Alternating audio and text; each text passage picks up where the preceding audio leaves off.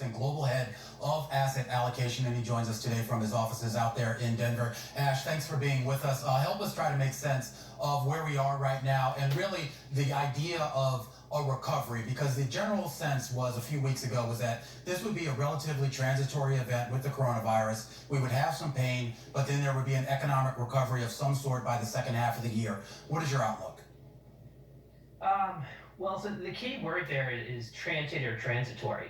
What the market is pricing in now is the permanent destruction of demand. It's pricing in bankruptcy risk. The way I look at it is you have a race going on right now, and the two runners in that race are containment of this virus and bankruptcy. If we can contain the virus before companies go bankrupt, then you potentially will see a quick V-shaped or U-shaped recovery because the demand destruction is no longer permanent. But if we fail to contain the virus before bankruptcies hit, then the demand destruction becomes permanent.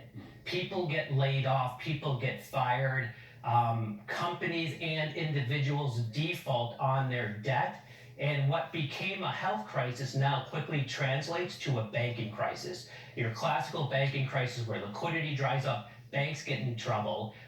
And so we have to really figure out how to contain the virus. Right. And what makes this particularly dangerous is this race isn't a marathon.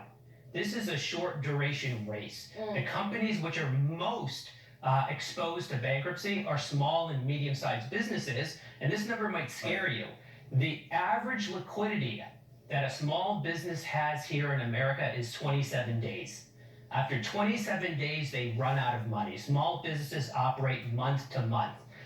So it's not like small businesses have liquidity of 365 days, Right. of 2 years, of 3 years. So we have to act fast. And that's what's scaring the market right now. It's the bankruptcy risk, and it's no longer potentially a transient shock, but it could be a permanent shock. Yeah. Okay, so you're talking about 27 days for us to get a handle on things. If there is some kind of stimulus or rescue in the form of short-term loans or grants to small and medium-sized businesses, how much time does that buy us? How effective is that in kind of waiting out the virus? So that's exactly what policymakers should be doing.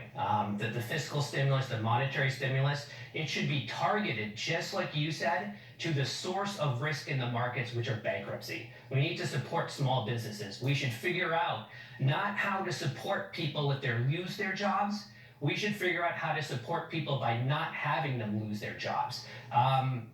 One potential piece of good news here is if you follow the tracing of infection rates of Italy versus Hubei, they're almost lined up exactly. They're on top of each other, which indicates Italy, through its lockdowns, they may be able to contain the virus within 20 days. The U.S. is tracing Italy and Hubei also almost exactly based on the onset of their breakouts. So the U.S. potentially, if we heed the advice and heed it strictly on social distancing, self-isolation, self-quarantining, we could contain the virus within 40 days, within 50 days, within 60 days.